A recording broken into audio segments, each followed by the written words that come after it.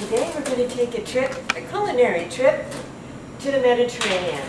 We're going to be making a minestra. The version that we're going to be making today is an Italian version with kale and white beans. The main difference between the Italian and the traditional Maltese is that the Maltese has cauliflower as well as the pumpkin. When you're chopping celery, and actually with any vegetable, first you need to think about what it is you're going to use it for. The thickness of the cut and the angle of it is going to vary according to whether it's a soup or a stir fry or whatnot. And, oh, that's so nice and crispy. Sweet. And a soup. So I'm going to cut it lengthwise and then chop it.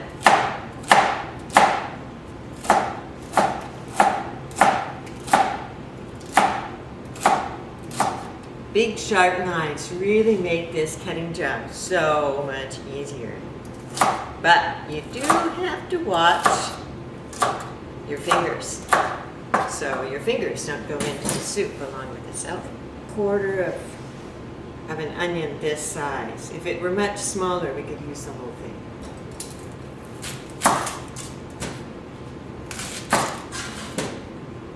So, peeling an onion is easier with a small paring knife because you can grab the skin and just pull it off, and there you have it. So,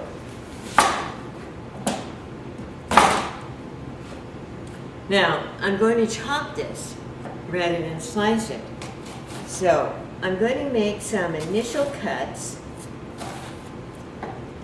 vertically. And then I'll make another one crosswise, like that. So then, when I chop it this way, it's already in dice. So the last thing that needs to be done is to prepare the Tuscan kale. And this is not as bitter as the red or the green kale. Only the very, very thick ribs need to be cut out. I'm just going to slice this up like that into thin slices.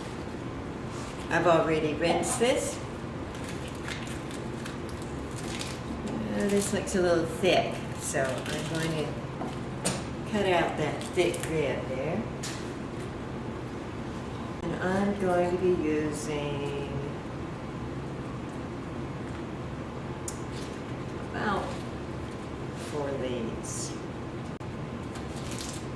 You know, kale is very near the top of the list in nutritional value. You can stack them up.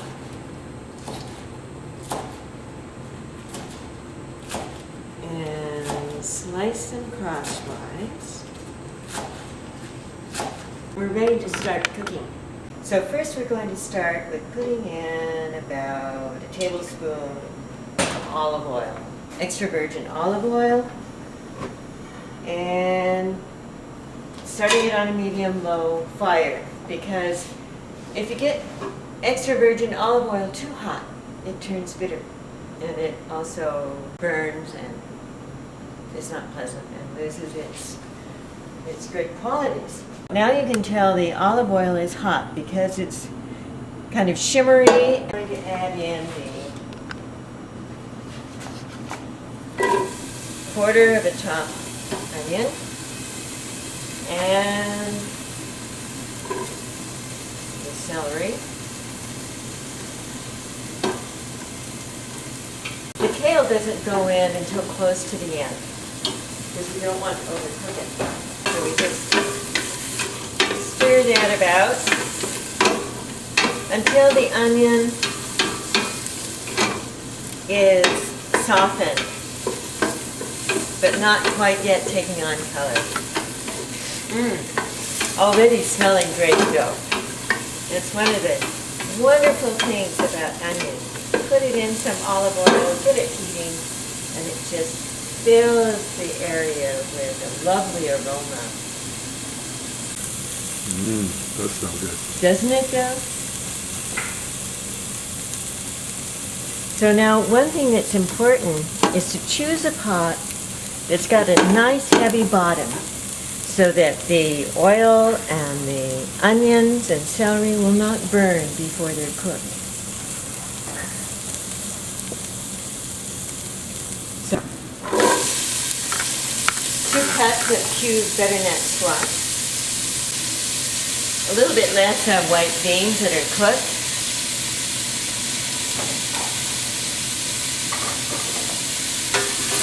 Give them stirred. Soak them with the oil there. And then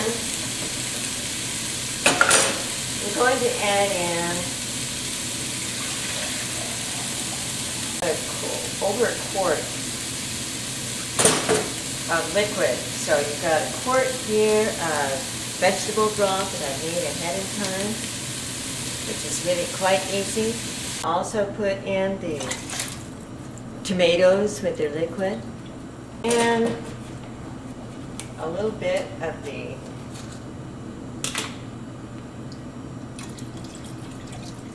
cooking juice from the beans to give some added flavor.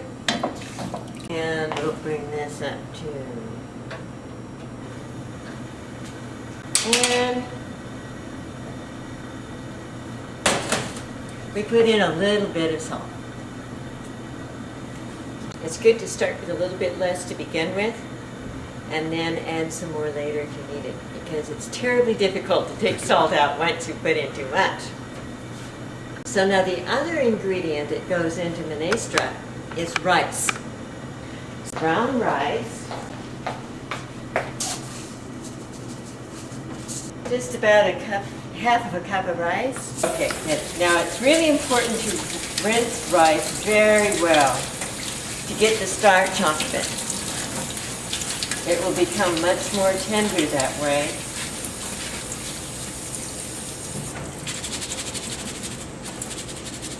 Put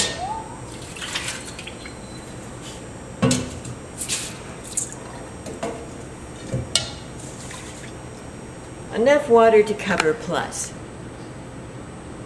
the rice cooking, because the brown rice takes longer than the white rice. Bring it up to a boil and then cook it until the vegetables are just tender, but not thoroughly cooked. It takes about 10 minutes. You're talking about 30 minutes for the soup to simmer all together, adding a little bit more time for brown rice. You do have to keep an eye on this stuff, because if you boil it too much, too hard, it will lose some of its flavor and the vegetables will fall apart. You don't want it to cook too quickly. So now if you don't happen to have any vegetable broth at hand, you could use water and put in some fresh marjoram or some fresh oregano and a little bit of salt. And you could even use herb salt. I particularly like herb amari. I don't know. These are done. So the rice can go in there.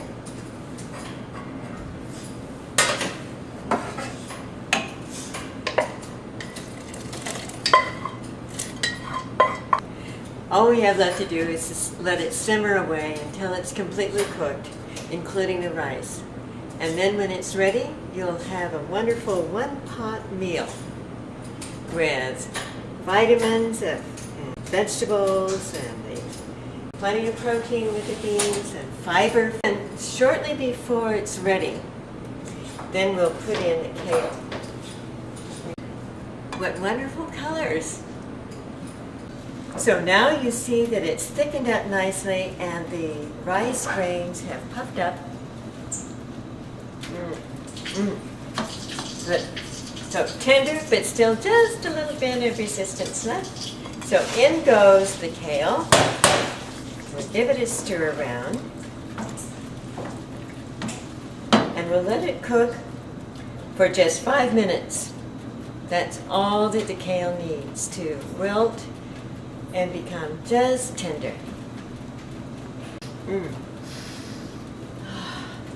What a lovely fragrance. For such a simple soup, it's amazing. Time to test the soup for seasoning before we serve it.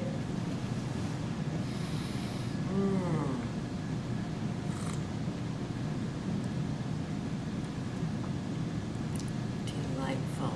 It could use a little ground pepper though.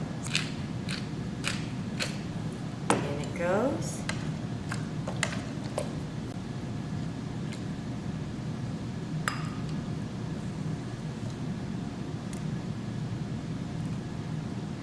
Soup is on. Minestra, the Tuscan version. Taste that? You bet I do. Yum, yum, yum. Isn't that just so totally restorative? Yeah. So when it's cold and damp outside and maybe you have a little bit of a cold, this is the perfect soup. Goes together quickly and full of goodness. Yum.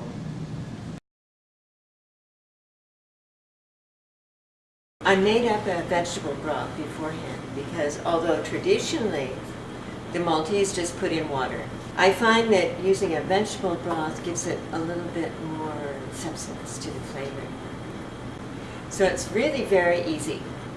All you do is you take a pot, much like this, you put in, say, for the amount of stock that I have here, I use 1 onion and 3 leeks and 1 carrot and 2 stalks of celery, some parsley, about say 6 branches, a few branches of thyme, and a couple of bay leaves, and mushrooms, and a handful of dried shiitake mushrooms. It gives it a little bit extra flavor. And what leeks, you whack off the edge and the really tough leaves. And then you're really only going to use the white parts and the light green parts. And then you slice it halfway. And be sure to rinse it very, very well because lots of dirt and sand likes to lurk in there between the leaves. And you certainly don't want to have it gritty sock. Although you do strain it out at the end, but it's better not for it to go in the first place. You could put the shiitakes, dried shiitakes, into some hot water before adding them to the stock to get them started releasing everything.